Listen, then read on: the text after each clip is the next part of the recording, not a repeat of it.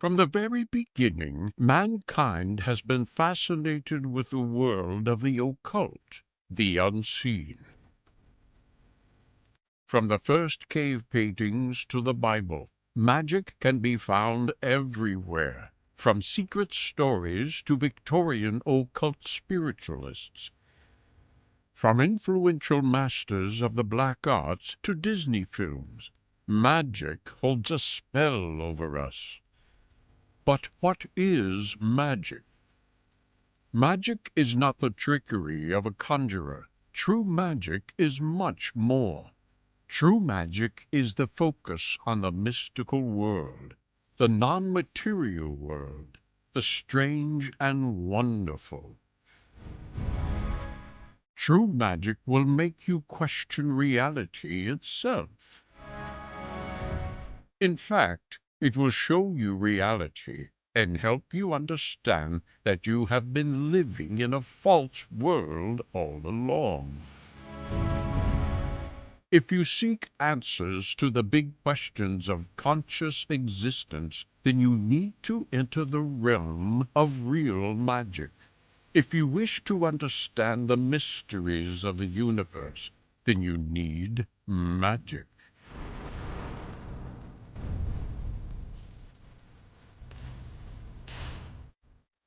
The magician known to the world as Aleister Crowley was adept at yoga. He taught it and was often accused of being a demon for doing so. What was it about yoga that so attracted and enthused followers of Crowley? It was very simple, and we shall explain more. But the fact is that the practice of yoga enables the adherent to enter a state of oneness with all things, to alter brain frequencies, allowing the connection to the universe at a level once called spiritual.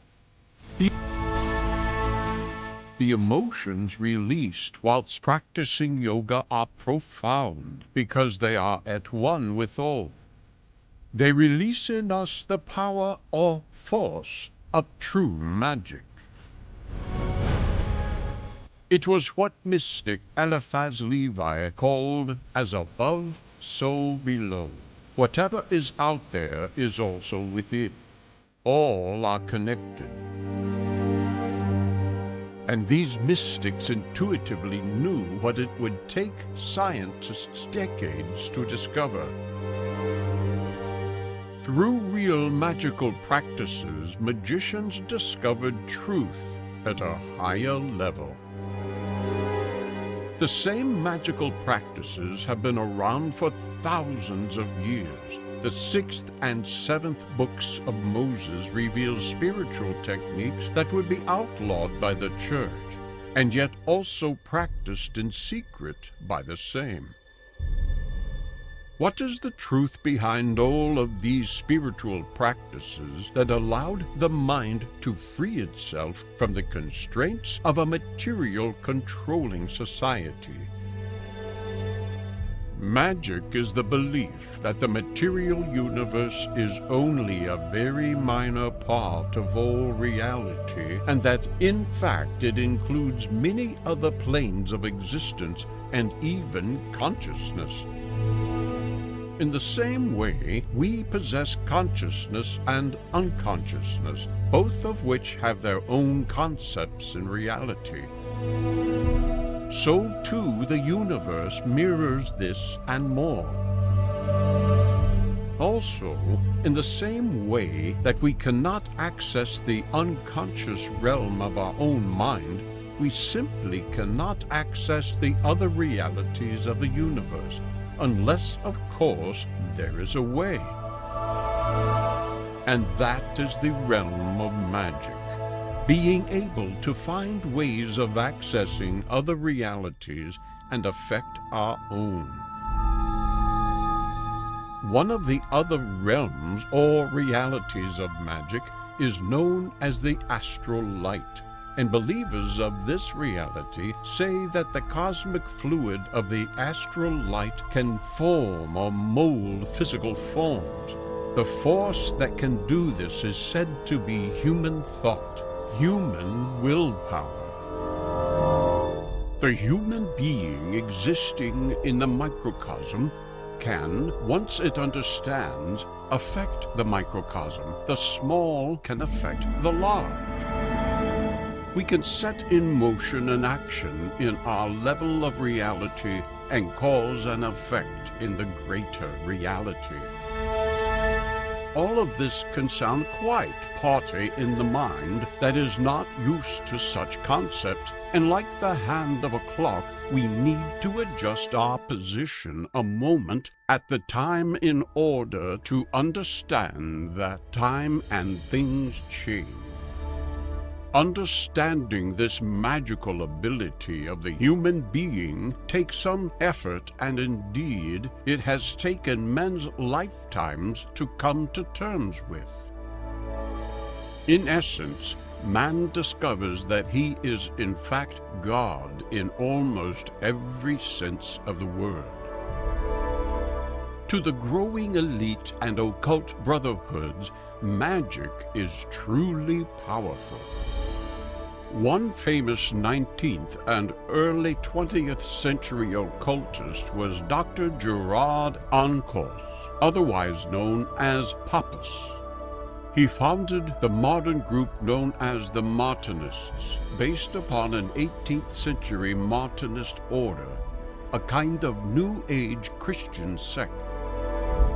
He claimed the magic was really scientific, carrying out experiments on powers and energies that were little understood at the time. He stated that magic was dangerous and that three main principles were required in its operation, namely the willpower of the individual, the actual material basis, or the tool and the actual force upon which the mind or will operates and affects a change in the material. This was a period seeing the rise in scientific thought overpowering the religious or spiritual, and the Martinists and others such as the Rosicrucians saw a middle ground. This force which science would discover was known to the Jews as the odd, the astral light to others, and the magnetic fluid to yet more. It was a natural composite agent, a fluid force that Eliphas Levi said would receive the vibrations of the will via meditation. It was a force acted upon by the frequency of thought. Levi stated that it was a force that illuminates the mind, vivifies and destroys, separates and coagulates, all depending upon the will of the individual.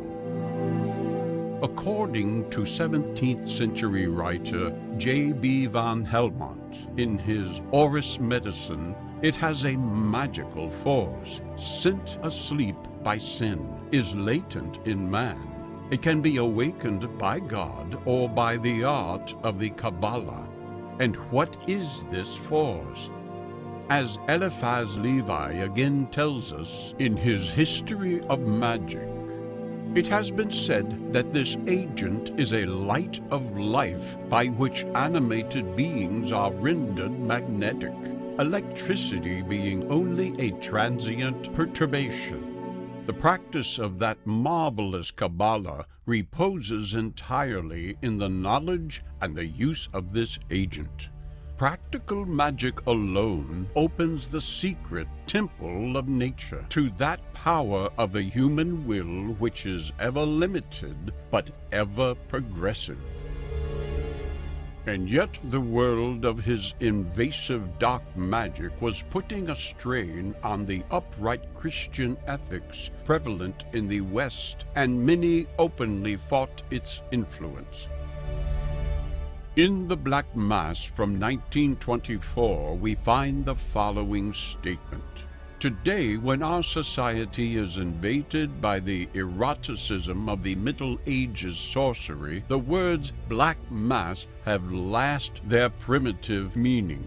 The mystic element weakening, sadism and sensualism alone remained, degenerating these last 2 years into vulgar orgy, so-called revival of pagan ceremonies, accompanied by lewd scenes, excited by the rhythm of libidinous poetry and the intoxication of oriental perfumes.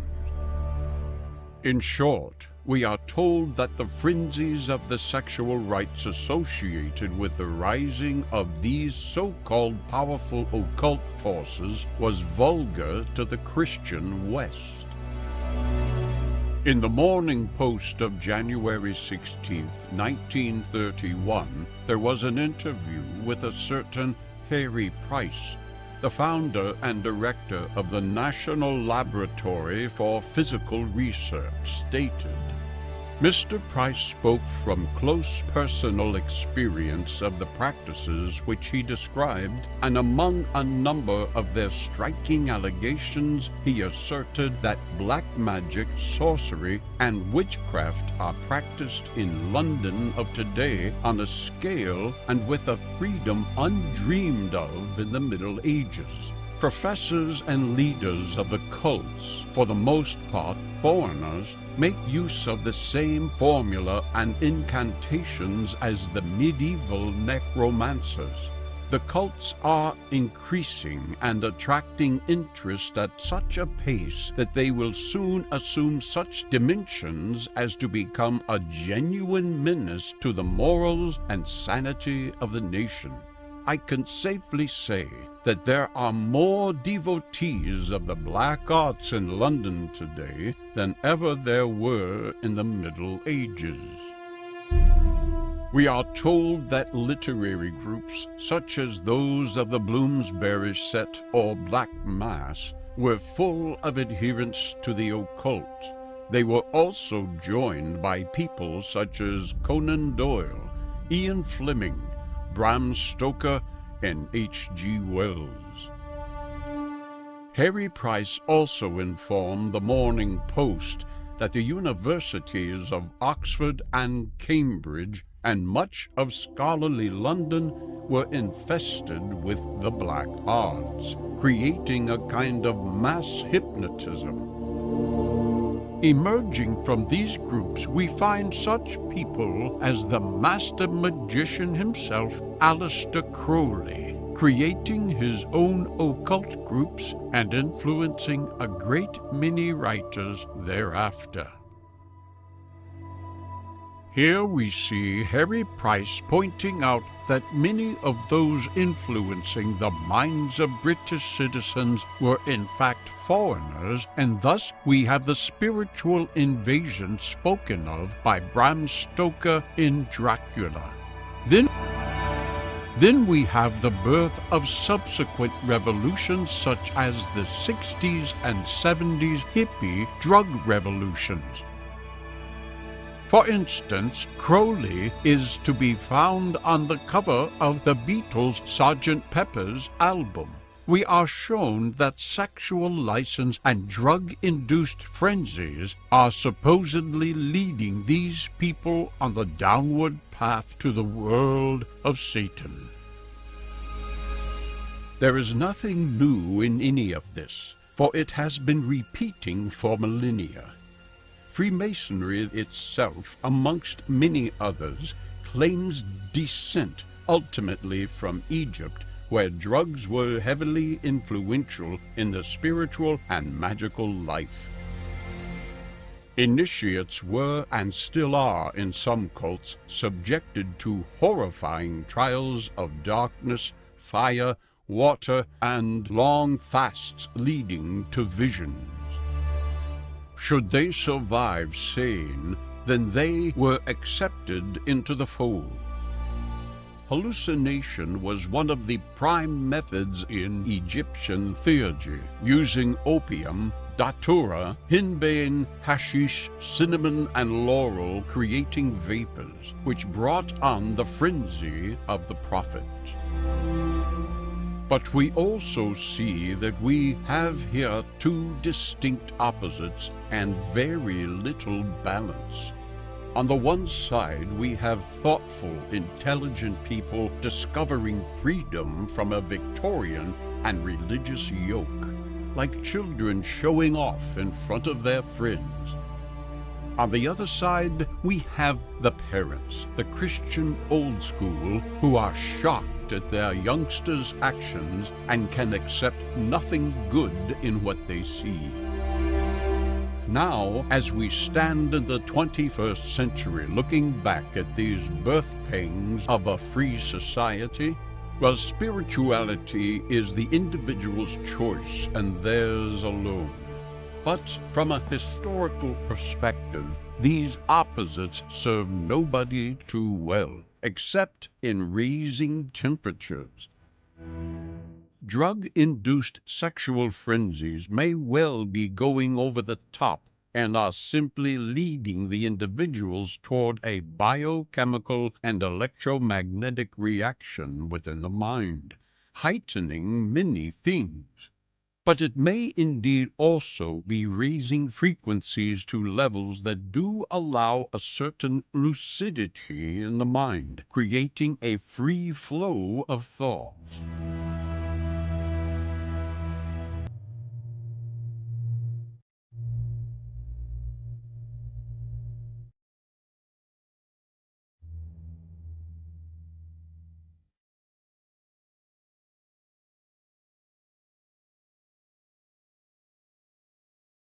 Science should be applied to the altered states of mind experienced by millions of people, and it is.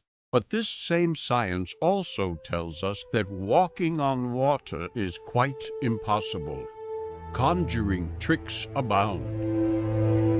It is time to possibly bring all these elements together, to think once again about God, altered states of our own mind and nature itself.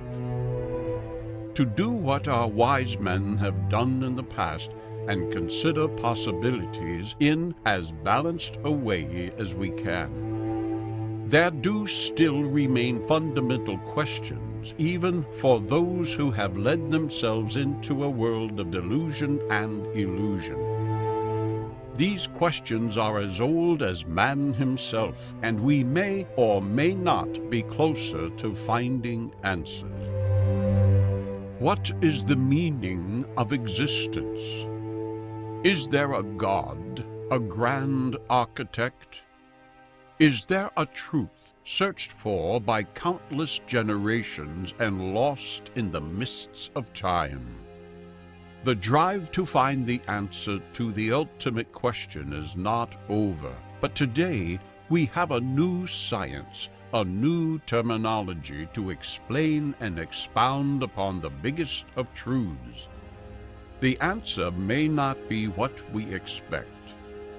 They may not be the gods we have been led to believe in, but they may very well answer some of the most profound questions man has ever asked. The truth of our very existence, the truth about our inner self, and the answers to the ultimate question, does God exist, may be soon revealed.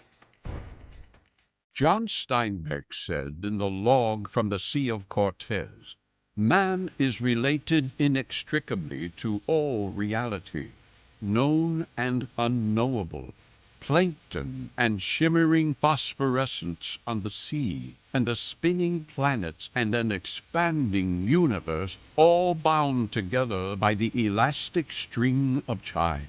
It is advisable to look from the tide pool to the stars, and then back to the tide pool again." The universe is an awe-inspiring place, a macrocosmic tidal pool filled with galaxies and yet also quite empty to our perceptions. Around 10 to 15 billion years ago, existence began and time erupted into a void of nothingness with the comically named Big Bang.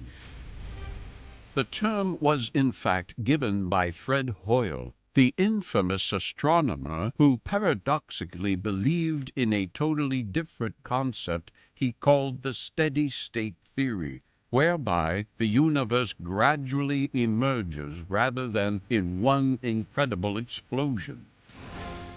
Today, scientists have all but proven the Big Bang Theory with measurements of red and blue shift, the coming towards and going away noise seen in the red and blue extremes of the light spectrum. In addition to this, at the end of the last century, scientists discovered background radiation signatures from the very first cosmic moments of the Big Bang. In these early moments of a new existence, the mathematical equations of all things were being worked out from the initial chaos. Mathematical laws underpin the fabric of the universe, not just atoms, but people, stars, and galaxies.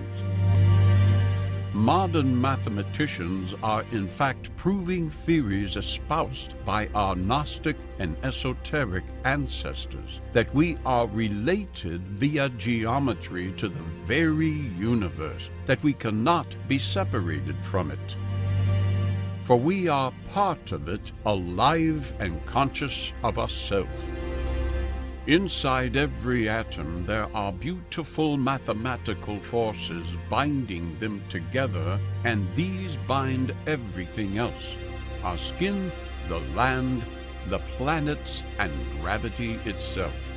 But there is so much energy and information locked away in the atom that it can heal and destroy. And this has always been the warning of magic, that to play with it can bring amazing benefits, but it can also be very dangerous. Be careful what you play with. Inside every atom there is also a huge space, an empty void, little understood by science. And not surprisingly, the same thing occurs in the vastness of space. We term this void dark matter because we do not understand it. It is like the mind. What we see is consciousness, the part of our mind we are aware of. And yet also within our mind is dark matter we call the unconscious world. We are only aware of this world in our dreams or our conscious lucid dreaming. We need to place different filters on the lenses of our telescopes to realize that there is much more to the universe than we can see with our eyes. In fact, we have found a great many ways of altering our perception of it, just as we have discovered many ways of altering our state of consciousness to peer into the dark matter of the mind. The average concentration of atoms in the universe is 0.2 atoms per cubic meter. This is what we see, 4% of what is actually in existence. In fact, most of the material in the universe emits no light, no infrared heat, no radio waves, or any other kind of radiation, so it is consequently almost impossible to detect. We have to dream of its existence. We have to infer its properties from what we know. How true this is of our own unconscious self, and if consciousness is but 4% of our mind, that we can see then how much more there is to know. Scientists have found almost weightlessness and electrical neutral particles called neutrinos. These are exotic particles that go right through the Earth itself. In truth, they are like the numerous firings in our brains, the thought particles. But incredibly, just as the neutrino is electrically neutral, we too have to be in a neutral state to understand and access our unconscious world. We have to be neither awake nor asleep. This is exactly what the great magicians of the past told us. If a correlation were drawn between ourselves and the greater universe, then the galaxies of light would be the conscious world and dark matter would be the unconscious. We are in a remarkable likeness to the universe, to what some would call God. Clement of Alexandria said, "For the image of God is his word, the genuine Son of mind, the divine word, the archetypal light of light. The image of the world is the true man." This word is a vibration from the very heart of the creation, from the heart of dark matter. It is a mathematical equation fostering life, light, and mind as it surges through our veins even now. And when it becomes conscious, as in the case of human beings, and recognizes itself as such, something very special happens. And we shall see. The form of the crystal is configured just like the universe, and indeed our own mind, and is also mainly empty space. It is in this space that scientists store and harness vast amounts of information in the dark matter of the crystal. St. Augustine said, "The universe was brought into being in a less than fully formed state, but was gifted to transform itself from unformed matter into a truly marvelous array of structure and life forms." This gifting spoken of by St. Augustine 1600 years ago is now known by scientists as a mathematical equation. But this does not reveal a purpose, a why. Instead, it only reveals how it was formed. The answer to why may well be found within the mind of what we can only call God. A series of special numbers now exist which explain how all things work, from the atom to the largest sun. Gravity, electromagnetism, time,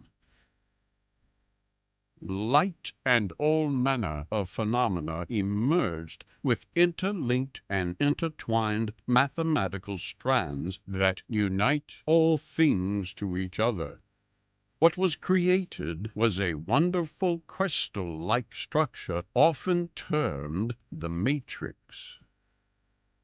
Max Planck said, "We must assume behind this force the existence of a conscious and intelligent mind. This mind is the matrix of all matter." We as humans are poised at the very center of this incredible force. It would take as many humans to make up the mass of our sun as there are atoms within each one of us. The sun is 1 billion meters in diameter, and a molecule is 1 billionth of a meter. We are perfectly situated in between.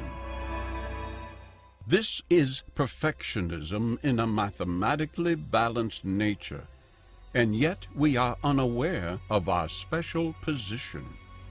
Our size and our position in the solar system is crucial for life to exist as it does. It is the nature of number that allows this wonder. An equation first formed in the digital moments and, according to Max Planck, mind of the Big Bang.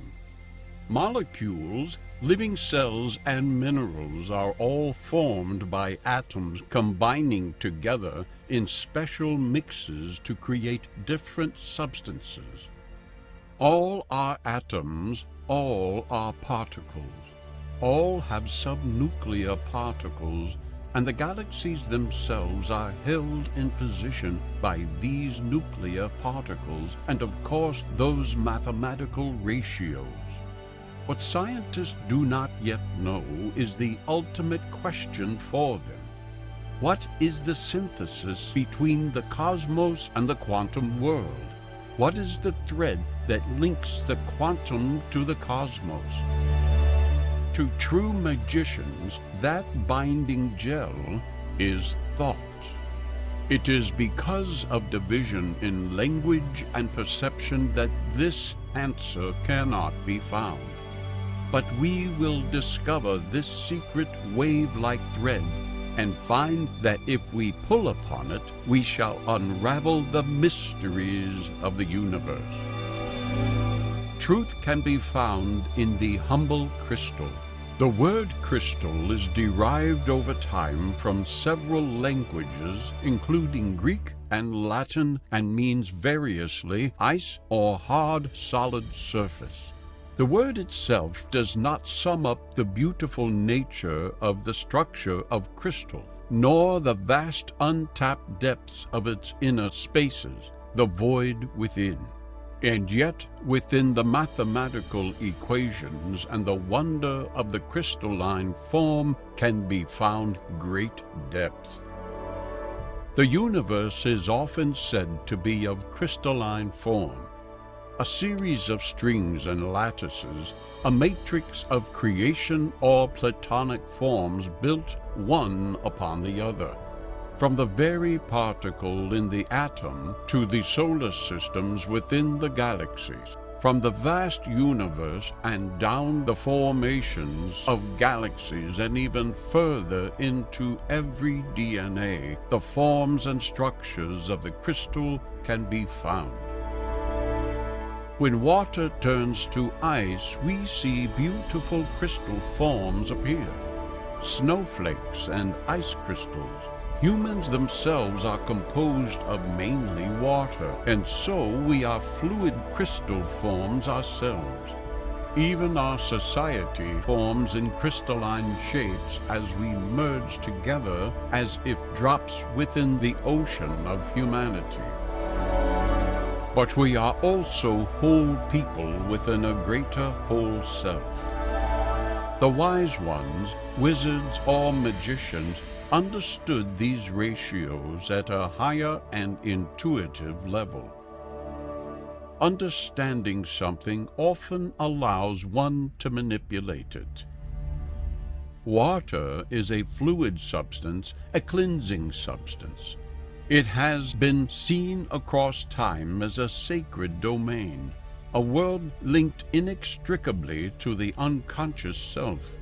It mirrors the vibrations of the world and even the solar and lunar system around it. The molecular structure of water is even actually affected by crystals. The sea itself moves in wave-like forms in accordance with the gravitational push and pull of the moon. It is part of a greater whole pulled by the wave-like force of gravity. If the seas and oceans are affected in this way, then we too are part of the greater whole, and we too are affected by the same influences. These influences come in the forms of waves, whether gravity, energy, or light, whether from the universe, our earth, or even crystals. To be alive, water needs vibration, a waveform. All life needs a waveform, the energy spark created at the very beginning. Existence is in fact vibration, like a word spoken and given life. In the beginning was the Word, and the Word was with God, and the Word was God.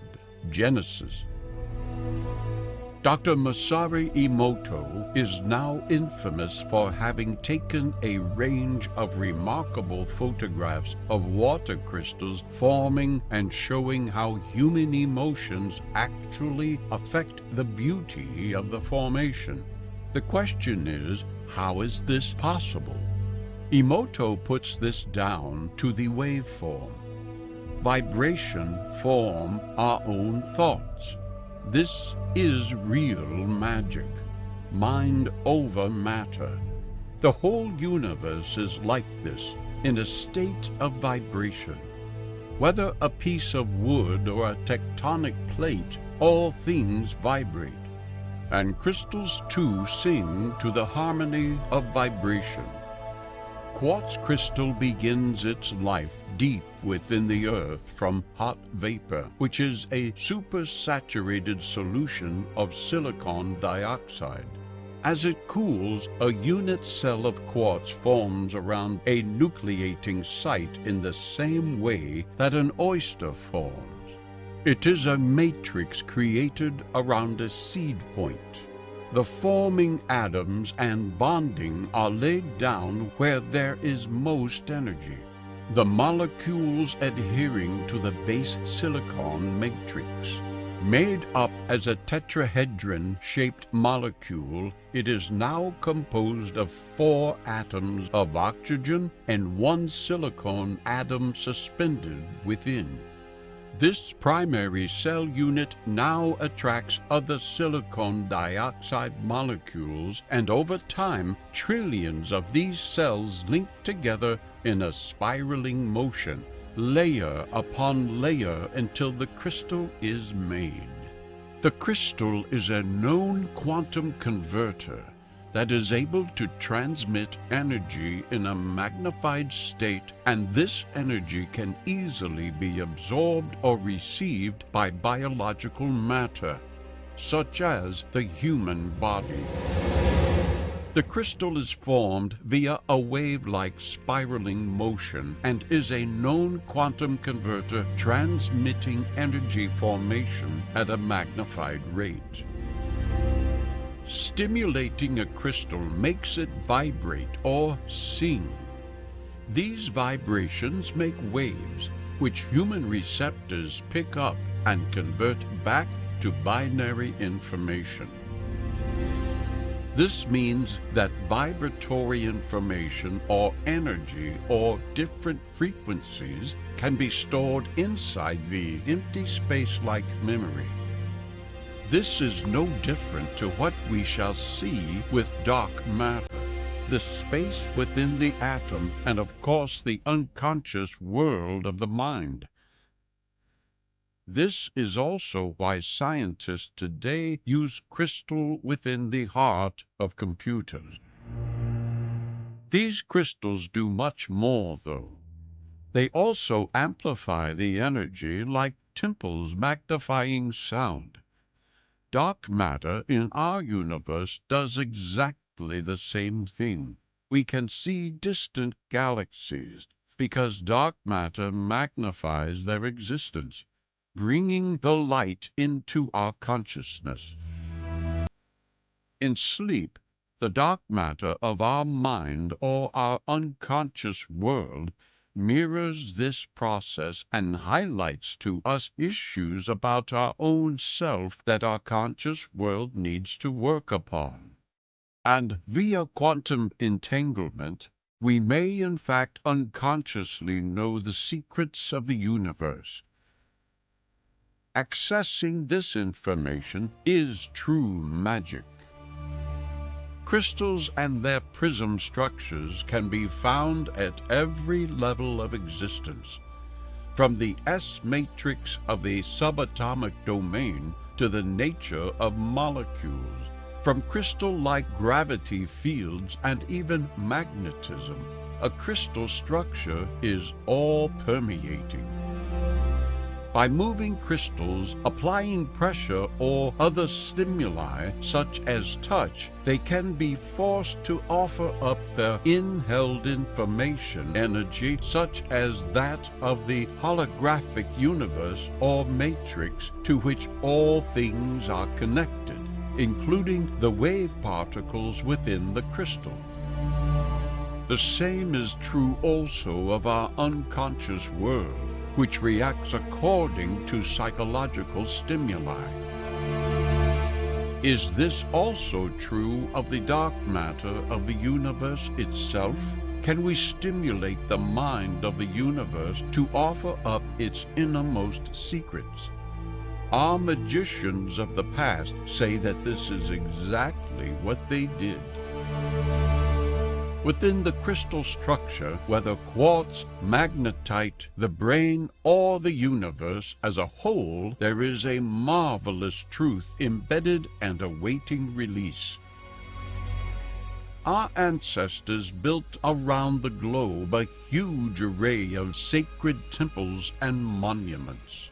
Many of these encompass the archetypal form seen in nature. Others mirror the patterns and movements of the planets. Others still are the great axis mundi, the gateway to heaven or illumination. However, in a lot of these locations, we also find the use of granite, which is mostly quartz crystal. The King's Chamber in the Great Pyramid, for instance, is encased in granite, and Jacob's ladder to the 7 levels of heaven is only envisaged once Jacob laid his head upon a granite stone slab.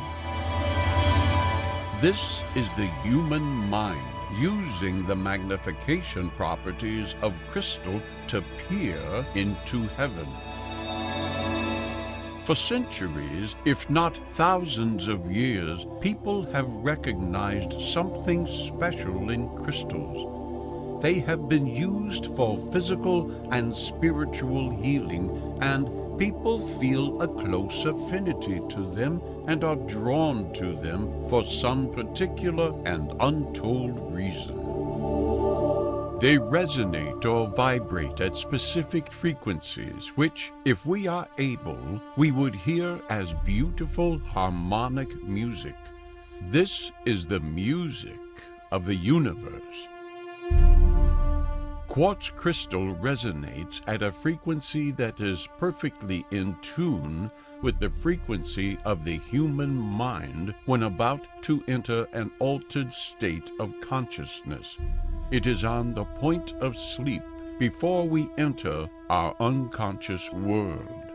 That is the very substance found beneath Jacob's head, and encasing the King's Chamber actually resonates at that specific special frequency utilized by shaman and magicians throughout time to connect with what they call the gods.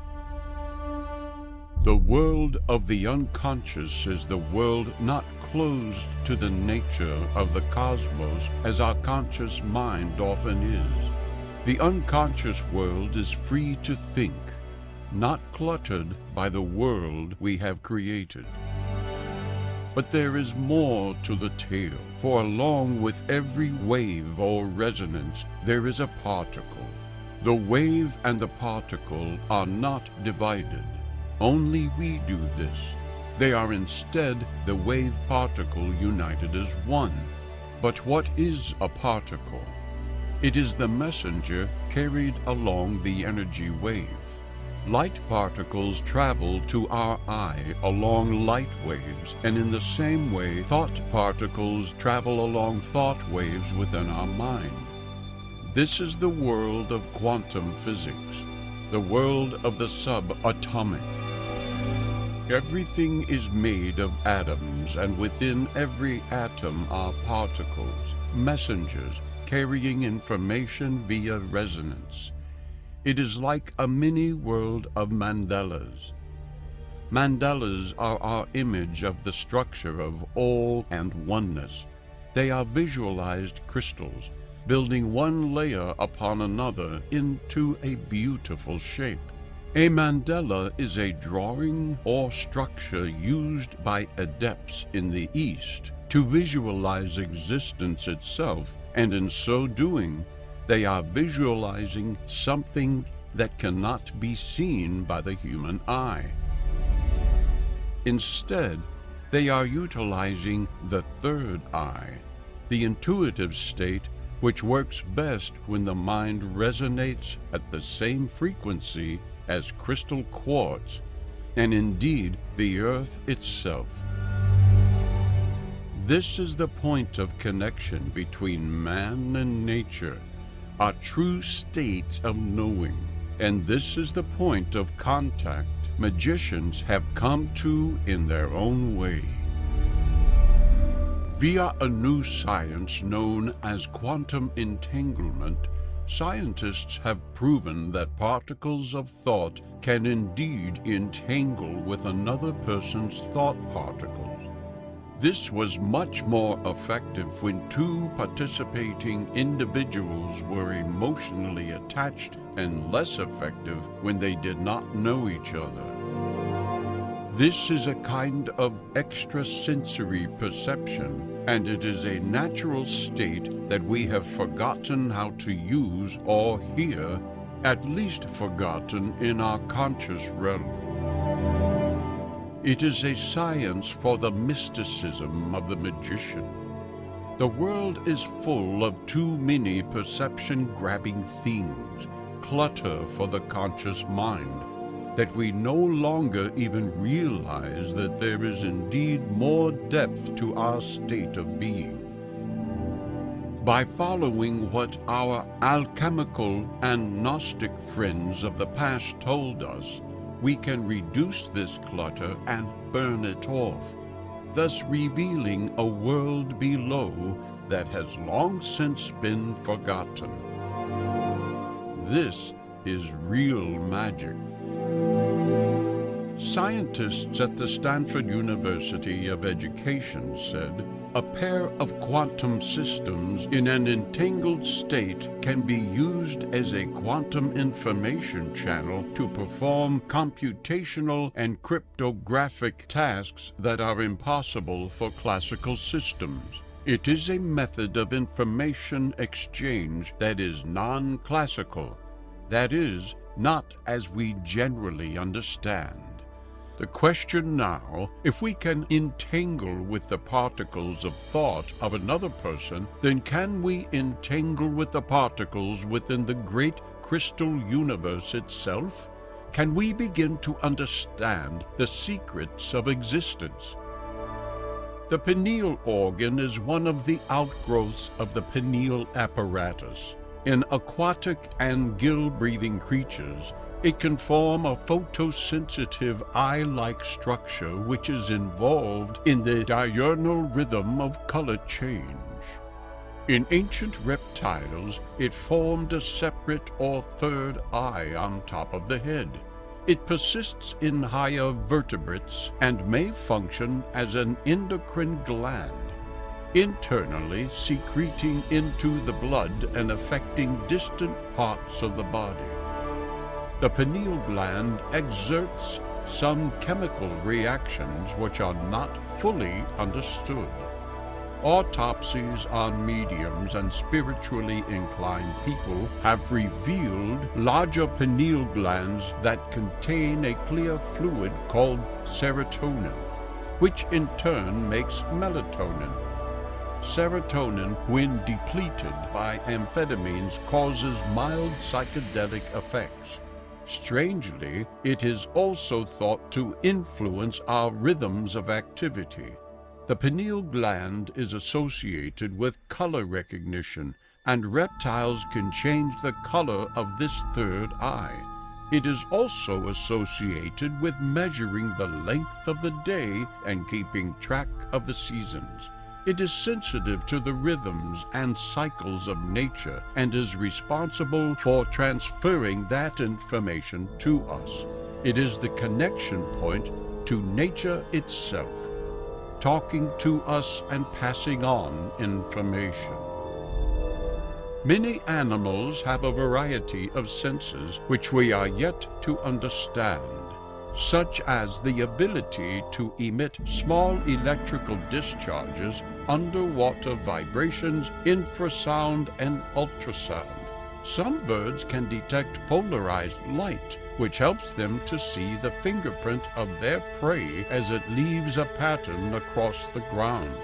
Snakes can see and produce images in infrared radiation. Can man use more senses than we know? Should we believe that the dowser's skill is simply that they are more accurately in touch with their senses? The term to be mesmerized comes from the Austrian physician Franz Anton Mesmer. who believed the human nervous system to be magnetized. He coined the phrase animal magnetism and claimed that magnetism from the planets had actually caused healing at one church in Austria. He developed a therapeutic regime which incorporated iron magnets, magnetite, and the laying on of hands. Mesmer built up a large following, many of whom claimed to have been healed by his animal magnetism. The modern-day term for mesmerism is hypnotism, and it is at this point, the hypnotic state, that our mind resonates at that special quartz frequency. Researchers have found that magnetite actually clusters around the pineal gland within our brain, and magnetite itself is a wonderful crystal linking our intuitive natural state with the natural world around us. Our consciousness has divided us from the true abilities of our own mind. We now need watches, compasses, calendars, and other physical devices to know what we actually already know unconsciously. So, through the electromagnetic connection within our mind, via the magnetite and the pineal system, we can actually intuitively understand directional information. We can know where we are and which way we need to go because of the wave carrier of electromagnetism carries the information messengers of particles. But our ancestors also told us that we can understand much more, that we can be one with the Word, with God. If we therefore entangle with particles, not just those of other humans with whom we feel an emotional connection, but with nature, especially if we have an emotional connection to nature, then we can form as one mind with nature itself, the mind of God. Our ancestors used to thank the earth, the mother, for the produce, for the animals, and plants, for the water. He used to thank the solar god in the sky for the light and heat. He respected himself because he was part of the whole. Today we disrespect nature and rape her without thanks and without thought. What message are we sending to ourselves? People like Masaru Emoto and the science of quantum physics reveals the mind of God, the mind of the oneness to us all. We can see a consciousness actually at work like never before. All we have to do is join the dots and we see the bigger picture. But what do actual quantum scientists say? James Gardner is a complexity theorist and peer-reviewed scientific writer whose biocosm theory proposes that the appearance of life in the universe is no accident or chance event. Rather, he views life as an expression of a great cosmic intelligence, hardwired into a timeless dynamic cycle of creation, evolution, and renewal. The ultimate purpose of highly evolved life, Gardner argues, is ultimately to infuse the entire universe with intelligence, eventually creating a single, vast, cosmic life form. The universe is intelligent at the subatomic level and acts like a DNA feedback loop. DNA sends out purposeful signals in order to grow. Then it stops and waits for a signal to come back before proceeding. In this way, life is formed in perfect continuity with its surroundings and according to an incredible mathematically complex design. The universe seems to be doing exactly the same thing at the subatomic and quantum level. The universe is a vast vibrating crystal form no different to our own brain. It is linked mathematically and via quantum mechanics to the wave particle of thought.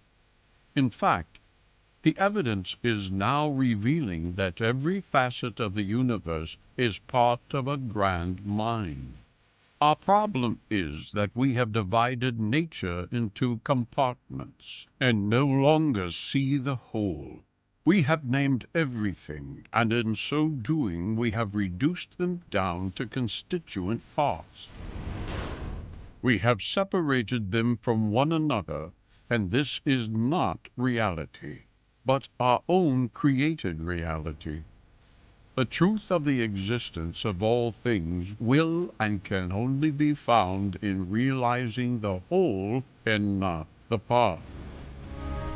As John Chardy said, who could believe an ant in theory, a giraffe in blueprint?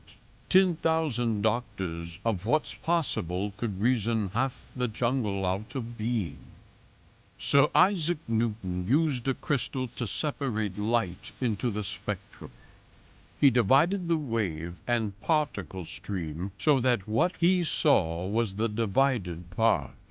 He then used another crystal to form them back together again. When all these colors are formed back as one, the result is pure white light. Purity is found in the whole undivided nature. Nature, without the supposed conscious self-awareness of man and his inherent free will, does not name and divide. Instead, it forms balance when left alone. It comes back together in accordance with the natural laws of mathematics, inbuilt into all things. By dividing nature, we upset the mathematical purposefulness of it. We divide more than just our own minds. We divide ourselves from it. When a crystal is sliced in half and then placed side by side, the two divided parts form back together again. In perfection. It is the law, and we have forgotten this intuitive process. We are divided by our own free will from the pure white light. But there is a deeper concept here, and one that reminds the mind of the grand architect himself. Quantum physics states that when we observe a particle, we can cause an effect by our own free will. Mathematical equations suggest to us what the majority of particles will do. But every now and then, one or another particle will decide to do something different. This is a kind of chaos theory, as if by naming it we can understand it. The truth is that scientists do not understand the complexity of it all. In the same way, we can mathematically predict what a group of humans will do.